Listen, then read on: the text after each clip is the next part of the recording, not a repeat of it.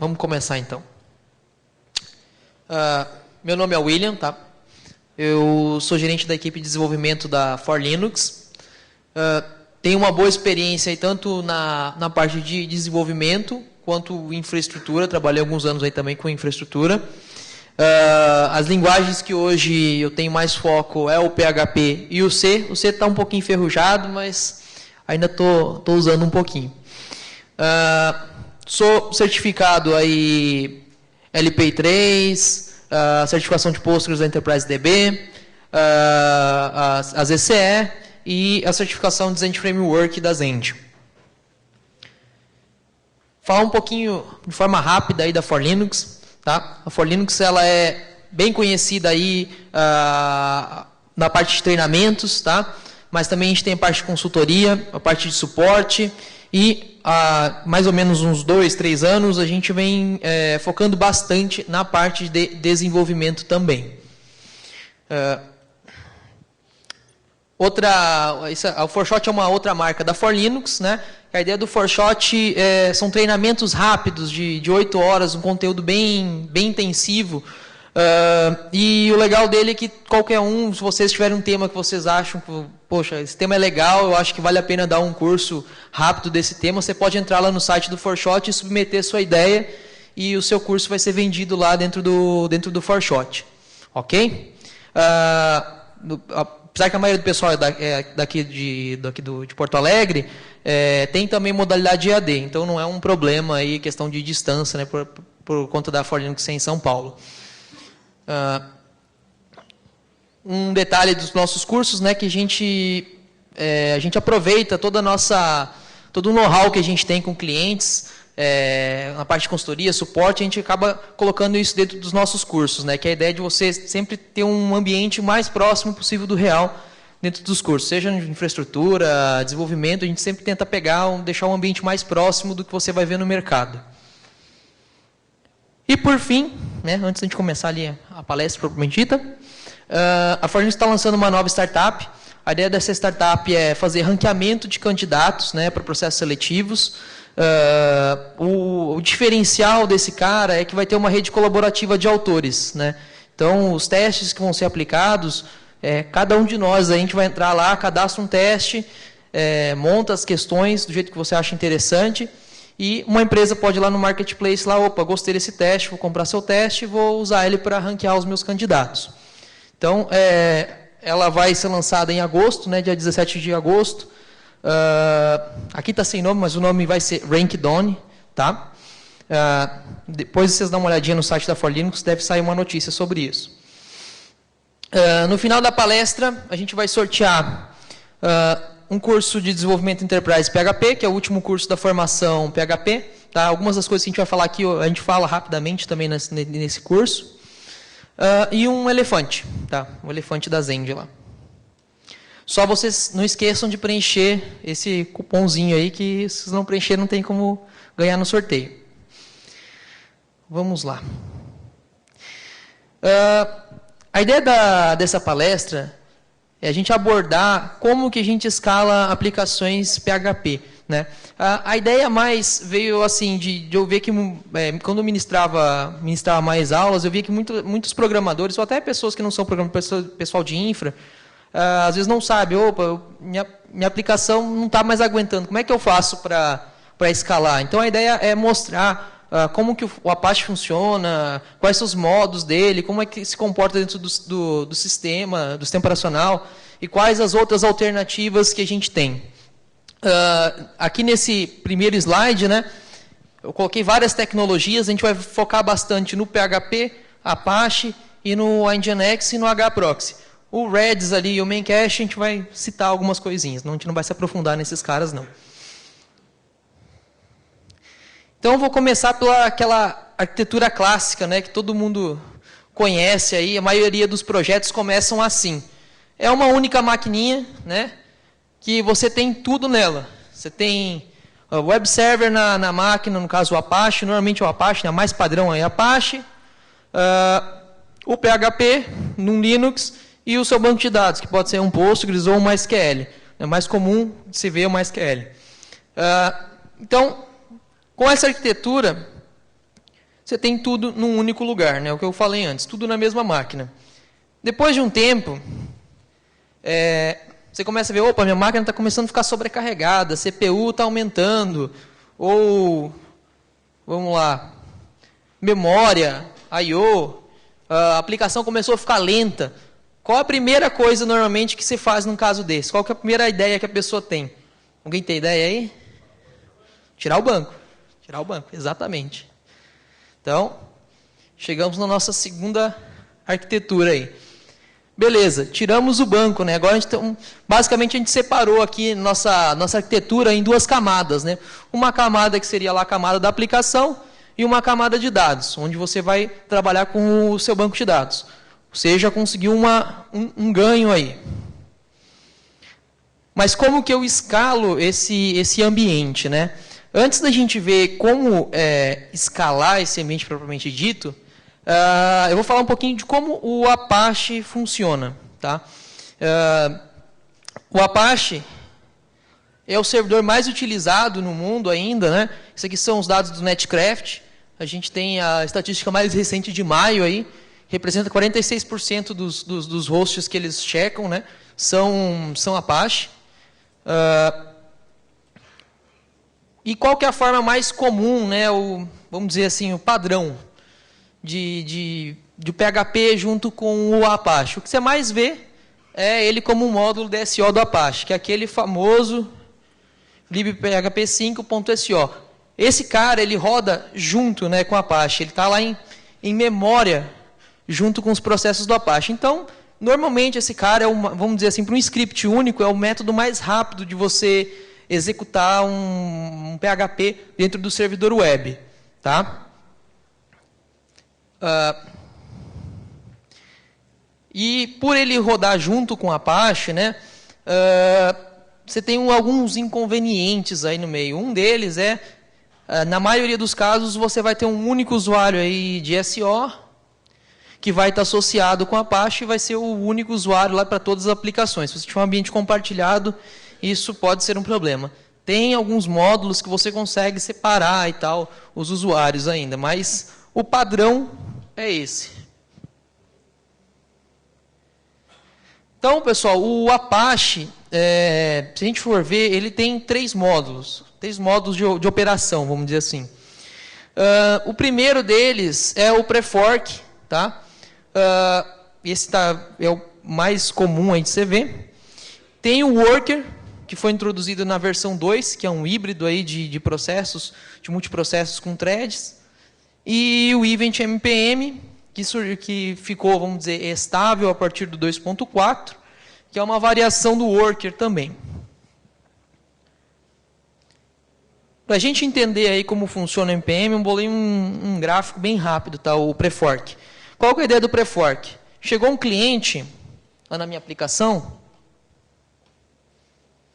O que acontece? Vai bater, vamos supor que esse processo aqui seja o Apache lá estando na porta 80. Bateu lá, o que ele vai fazer? Vai fazer um fork. O que é um fork? Eu vou criar um processo novo. Então, a cada conexão que vai chegando no Apache, ele vai gerando um processo novo. Chegou o terceiro cliente, vai lá, bateu no processo pai, ele faz um fork, gera o processo filho, e aí eu tenho esse cliente pendurado nesse processo filho. Tá? Olhando para esse gráfico, a gente consegue concluir que, de forma bem simples, cada conexão que eu tiver em cima do Apache, eu vou ter um processo no meu sistema operacional. Tá? Se eu tiver muitas conexões, obviamente eu vou ter muitos processos no SO, o que normalmente não é uma coisa muito legal. Tá? Muitos processos, normalmente, você vai ter um alto consumo de CPU. E quando você tem poucas CPUs, o que vai acontecer? Você vai ter vários processos concorrendo por uma CPU, vamos dizer assim. Então, a concorrência aumenta, o load average lá da sua máquina vai ficar alto. Você vai ver lá que ele vai subir bem consideravelmente. Outro sintoma, né, que você vai notar no seu sistema quando isso acontecer é um aumento na fila de processos. Você vai dar um vmstat lá, você vai ver que a fila de processos está lá em cima. E esse aumento na fila de processos, né, causa um grande número de troca de contextos, né? Que você é trocando de um processo para o outro. Que é uma coisa, não é um custo grande, mas quando você tem muita concorrência, isso pesa um pouco, isso gera um certo overhead. Algumas características aí de aplicações multiprocessos, né? Por que eu uso múltiplos processos? Normalmente para quê? Quando eu preciso paralelizar, né? E melhor aproveitar minha CPU. Nos casos dos servidores web, normalmente é por conta da chamada que ela é síncrona, né? Então, se ele usasse um processo único, ele só conseguiria atender uma conexão. Tá? Uma grande vantagem aí de você trabalhar com multiprocessos, né, isso já falando em relação a threads, que a gente vai ver depois, é que é bem mais simples de debugar. Tá? Quando você tem uma aplicação, a gente vai falar depois do multithread, é bem complicado. Então, as multiprocessos são mais simples. Uma outra vantagem é que a falha em um processo filho não necessariamente vai derrubar toda a aplicação. Ok? Alguns contras aí de aplicações multiprocessos. Você tem o overhead. Por quê?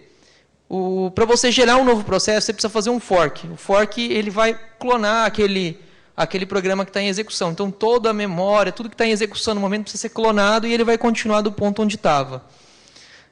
Isso gera um certo overhead.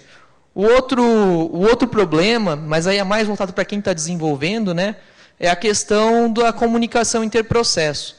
Ou seja, o meu processo filho ele precisa saber alguma coisa do processo pai.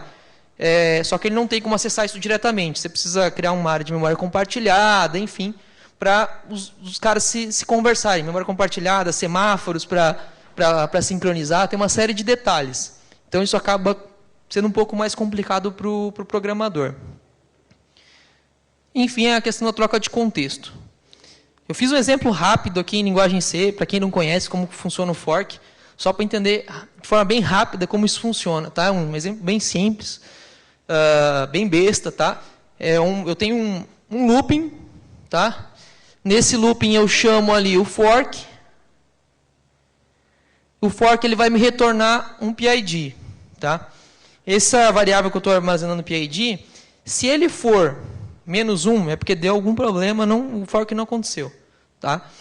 Se o meu PID for igual a 0, é porque eu estou num processo filho. Notem que ali no 0, no caso de ser um processo filho, o que eu faço? Eu faço um break no meu loop. Porque se eu não colocar aquele break, o processo filho ele continua daquele ponto. Eu teria um fork bomb aí. Uma aplicação que vai fazer fork eternamente. Se executasse aquele break, sua máquina vai parar. Tá? E por último, ali o else, né, daquele if, seria o caso de ser o processo pai, que ele recebe realmente o PID do processo filho. E no final aqui desse trechinho de código, eu tenho aquela função stress ali. Eu não coloquei porque é só um for lá, fazendo uns cálculos, só para estressar a CPU mesmo, não tem nada demais, só para mostrar a execução, vendo ele comendo toda a CPU da máquina. Então, aqui tem um exemplo, né, dele antes de ser executado. A máquina estava suave lá, né, não tem nada ali rodando. Os processos que estão na fila de execução, que é a primeira linha aqui do VMstat, estava praticamente zerada, né? Você tem um lá no início, mas a primeira linha você desconta, porque não vale. E aí, depois de rodar aquele exemplo. CPU 100%, todas as CPUs. O load average, não sei se dá para ler aí, está em torno de deixa eu ver se aqui fica melhor de ver. 165 por aí. Então, o load está lá em cima. Minha fila de processos tem 200 processos concorrendo por CPU aí. Tá? Então, realmente, o bicho pega. Quando você começa a abrir processo na máquina, vai consumir CPU. Se o processo ficar parado lá, ficar em sleep, por exemplo, não faz muita diferença. Tá? Não vai consumir tudo isso. Mas se ele estiver fazendo alguma coisa, aí faz diferença. Fiz um teste rapidinho aqui, um teste de estresse com JMeter, com um Drupal instalado do zero lá, sem nada, só para vocês verem o comportamento que tem na máquina também, mandando 230 conexões. Também você tem praticamente o mesmo comportamento. O load também está lá em 135. Você tem um número de processos aí por volta de 150. Tá? E aí a gente vai para o worker. Ficou claro o pré-fork? Quem sabe qual que é a diferença aí do worker pro pré-fork aí? Do Apache, alguém sabe? Threads, isso aí. O worker, pessoal, ele trabalha com threads. Na verdade, não só com threads, né? Ele é um híbrido. Ele também faz fork e também trabalha com threads. Então, como que seria o comportamento aí do worker, né? Chegou o cliente, bateu no Apache, o Apache vai querer, se não tiver nenhum fork, na verdade, esses parâmetros são configuráveis, né? Lá no arquivo de configuração do Apache, você pode definir quantos processos já vão ficar criados, quantas threads vão ficar criadas, mas vamos abstrair isso por enquanto.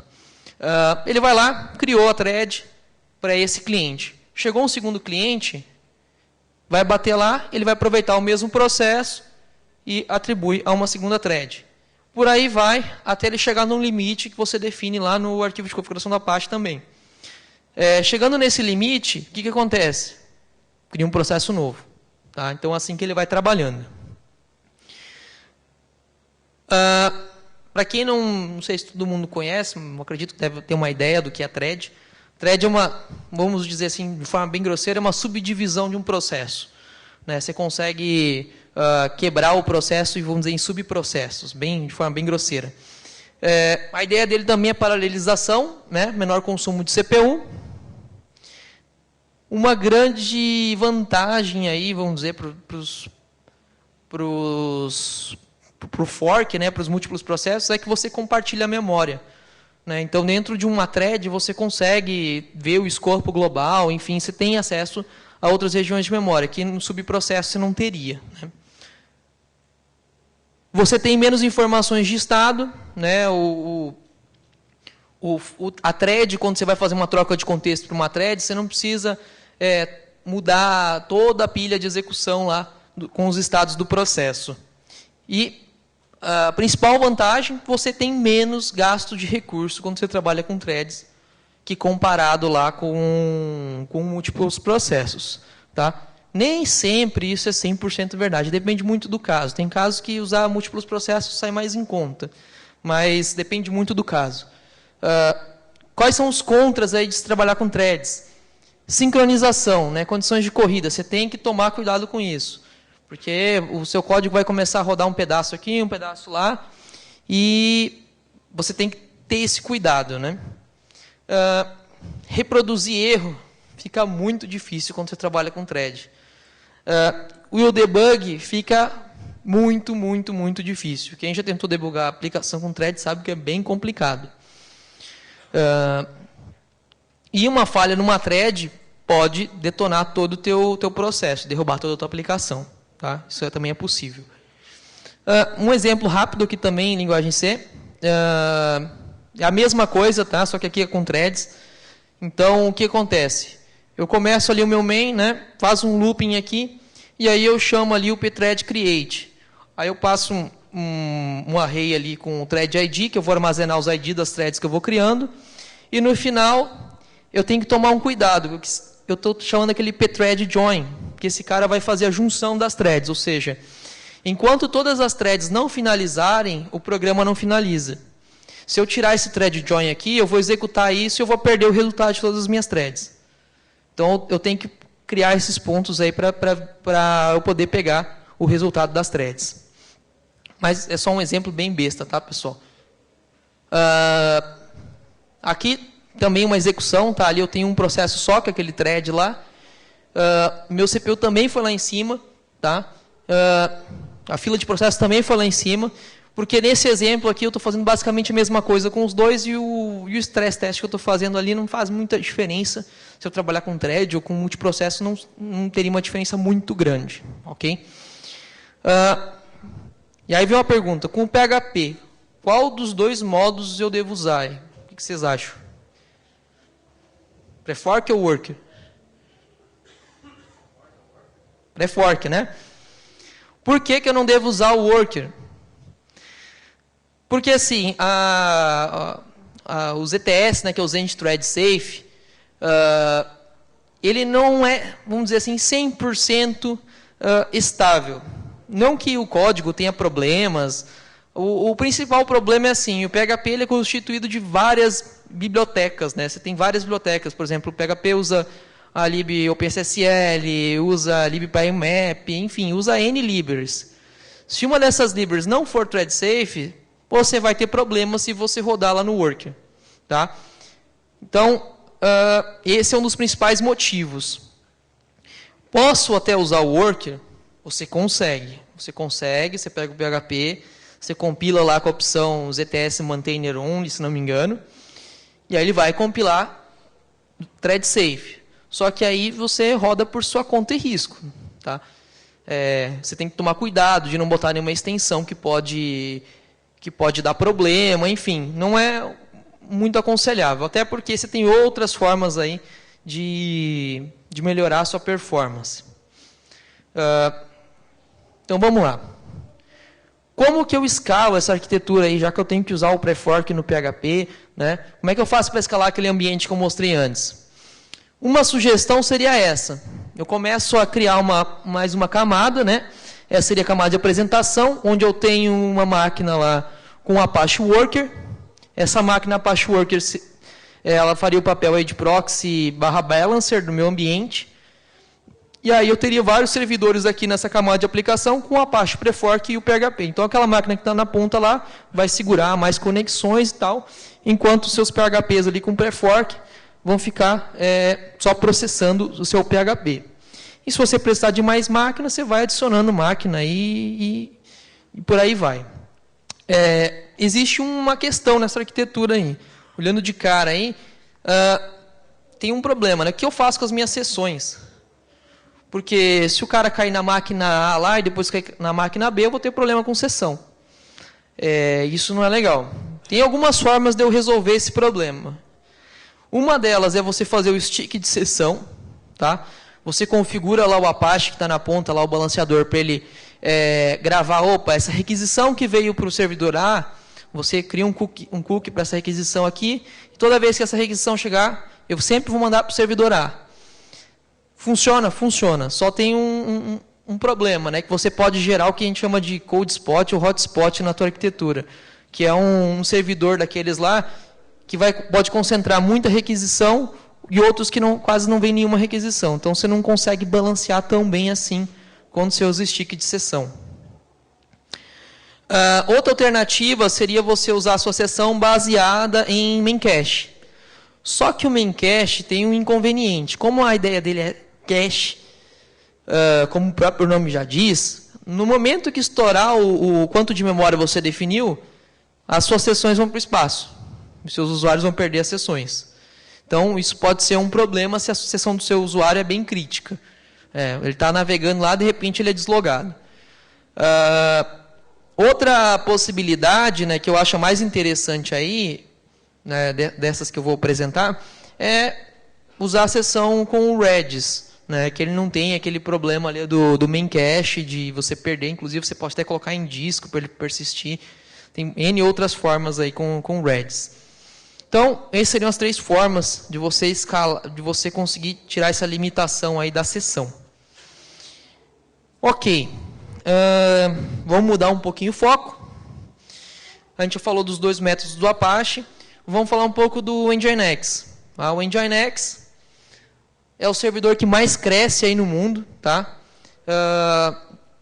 Não é o que tem mais mercado, mas se a gente olhar aqui nesse gráfico, o único servidor que nesse gráfico, nessa tabela, o único servidor que cresce aqui é o Nginx, né? O Apache está perdendo mercado ali e o IS também perdeu mercado, pelo menos nesse mês ali de abril para maio desse ano.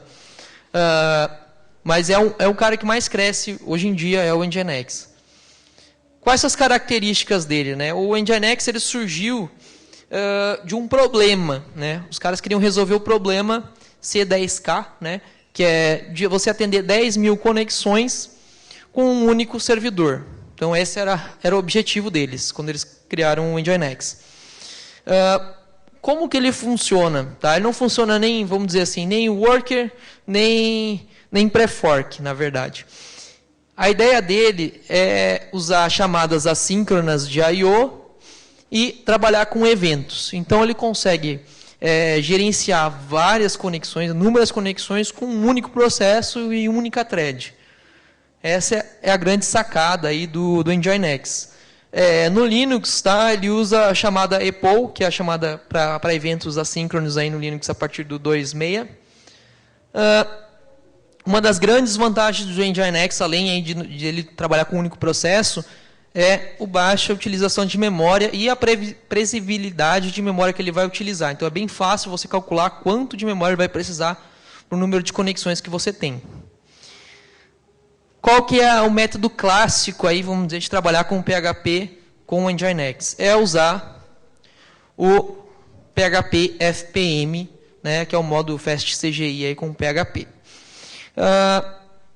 Posso usar o PHP FPM com Apache? Pode também, é possível, não é uma exclusividade do Nginx. Mas é mais comum de você ver Nginx e PHP FPM do que Apache com PHP FPM. Quais são as características aí do PHP FPM? Ele é um servidor FastCGI para requisições PHP. Ele trabalha com um pool de processos. Esse pool de processos é multiprocesso, vamos dizer, quase igual a um pré-fork da vida.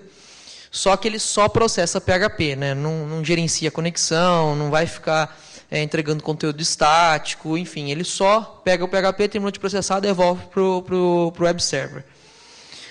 Ele tem gerenciamento dinâmico de processos, ou seja, precisa de mais processos, ele vai aumentar.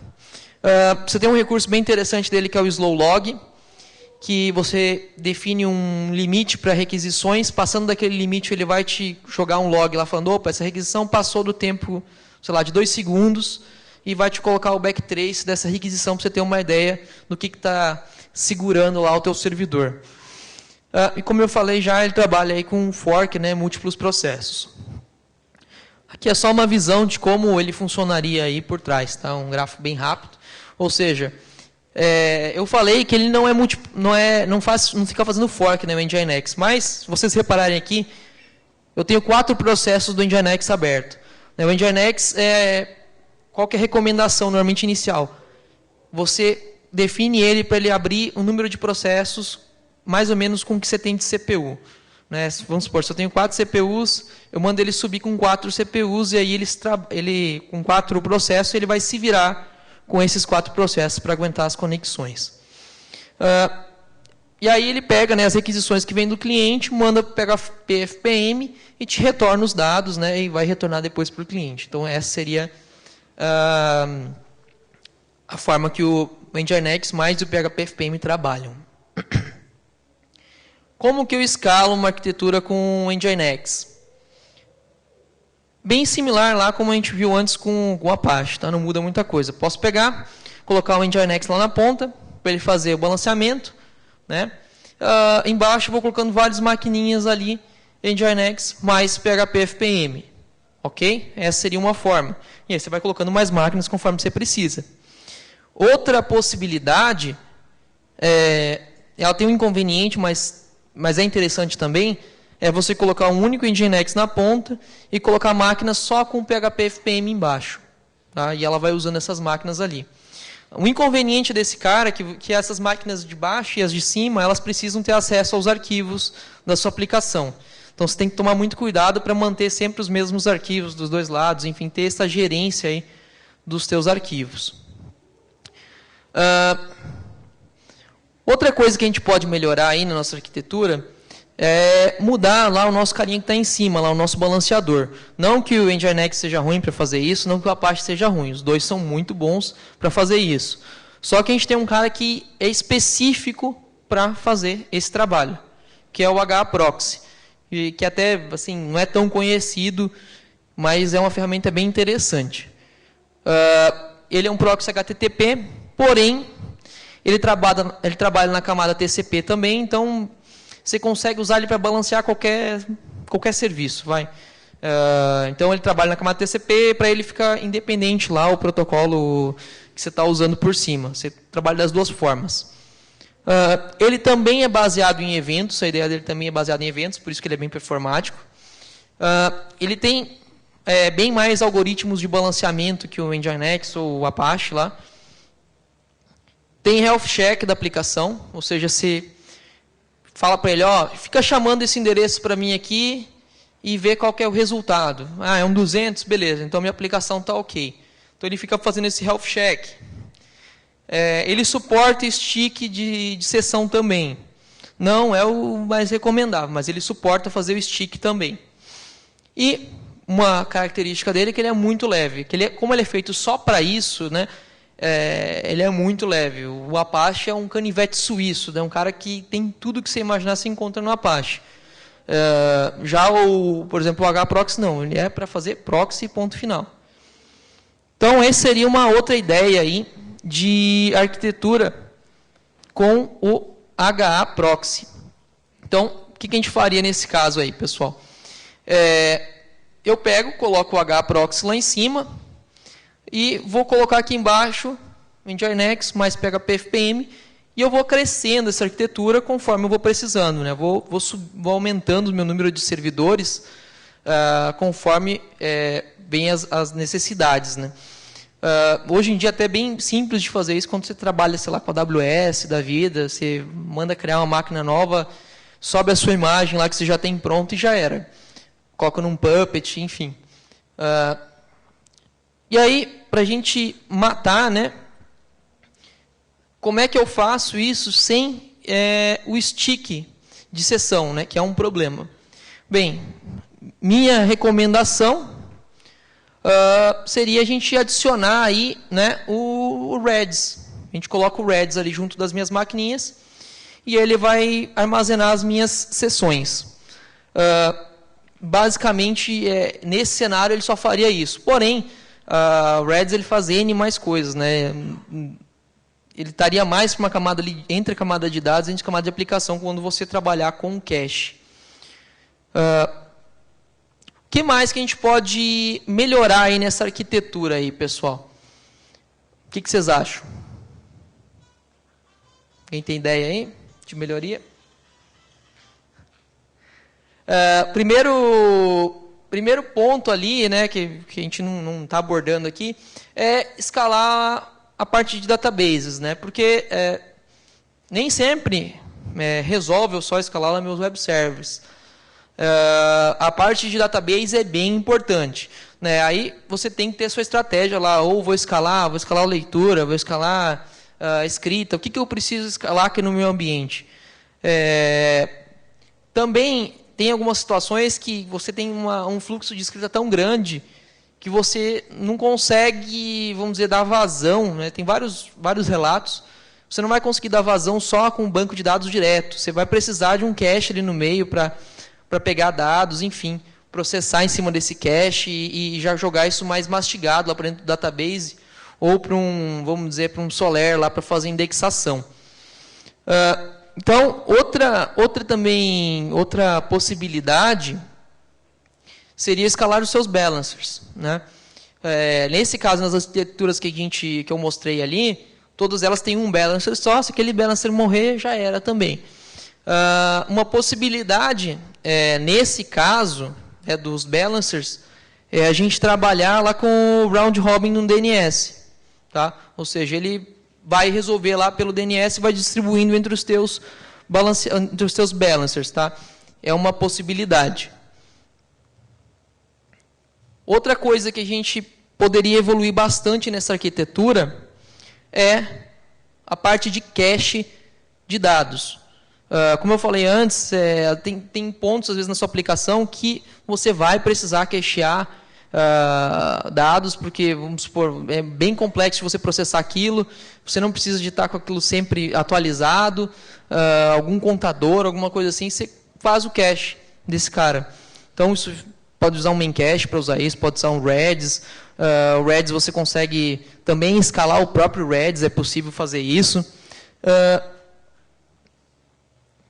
E outra melhoria aí também possível, né, é fazer cache de conteúdo estático.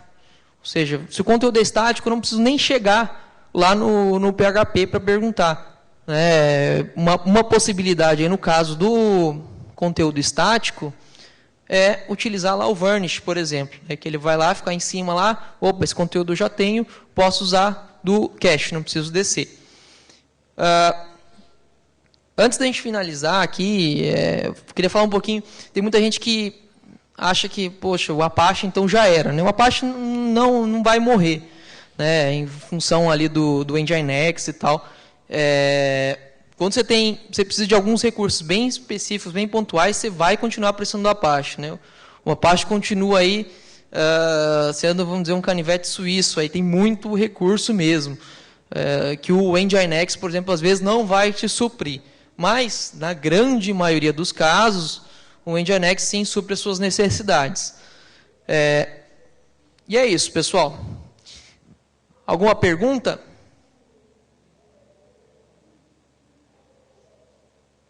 Perguntas? Não? Então, vamos sortear aí os brindes.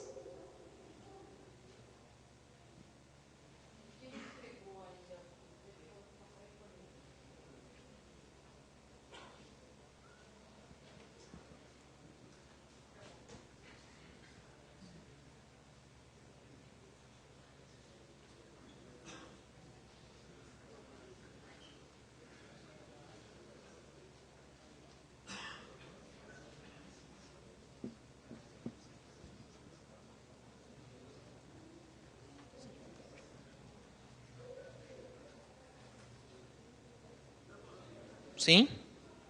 Se eu manter duas máquinas lá separadas, Apache e Database, capar fora o Apache e botar Nginx com PHP, eu posso ter um ganho de performance isso aí? Sem instalar o Nginx com PHP?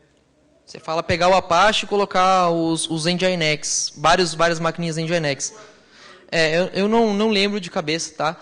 Mas, porque assim, o Nginx, ele consegue, você cria um pool lá de FPM, ele vai usando daquele pool. Eu não lembro se o Apache você consegue fazer isso, não tenho certeza. Tá, direto no... Sim, você consegue. Tem um ganho, tem um certo ganho que você perde, né? A questão é assim, quando você tem o cara como proxy lá em cima, você tem o tempo dele chegando para a máquina de baixo, né? A conversa HTTP para a máquina de baixo. Esse tempo você ganha uns, vamos dizer, uns milissegundos aí. E pode ser que você aproveite um pouco melhor o Nginx lá de cima. É uma possibilidade.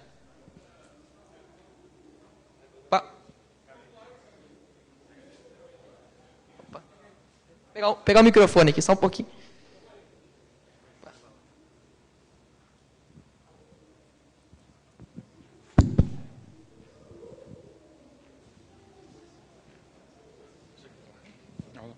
Não ficou claro para mim por que o Redis é melhor que o Memcache para armazenar a sessão ali. Eu acho que a questão é assim, o Memcache, né, quando ele estoura lá o limite de memória que você define para ele simplesmente vai apagar o que tem no conteúdo dele. Então ele pode, por exemplo, limar uma sessão lá que você tem armazenada nele. Esse não é que ele seja melhor ou pior, mas ele tem essa característica, né? Não, eu digo o Memcache. Quando você utiliza ele, se estourar o que você tem de memória lá, ele vai limar o cara. O Redis não tem essa característica de sair limando o que você colocou lá.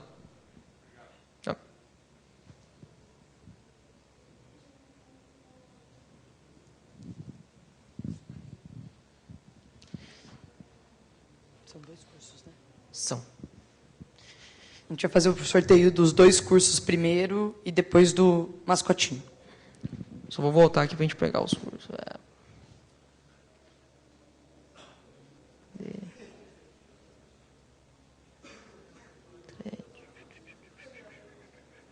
Quem foi o primeiro rapaz que fez pergunta, por favor?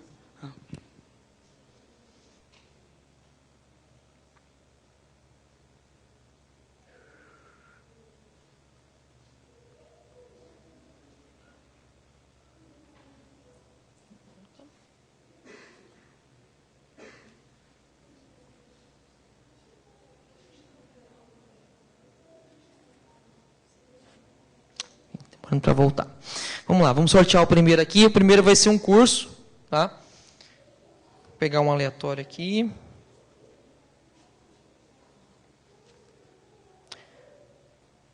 Yasmine Guardia Menandro. Opa. Tá ali.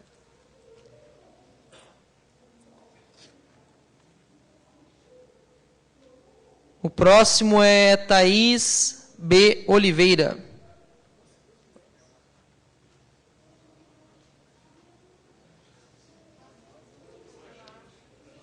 O último vai ser o elefante aqui da Zend. Vamos ver.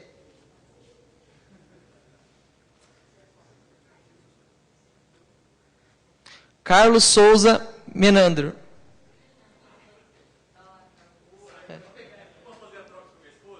Pode, pode.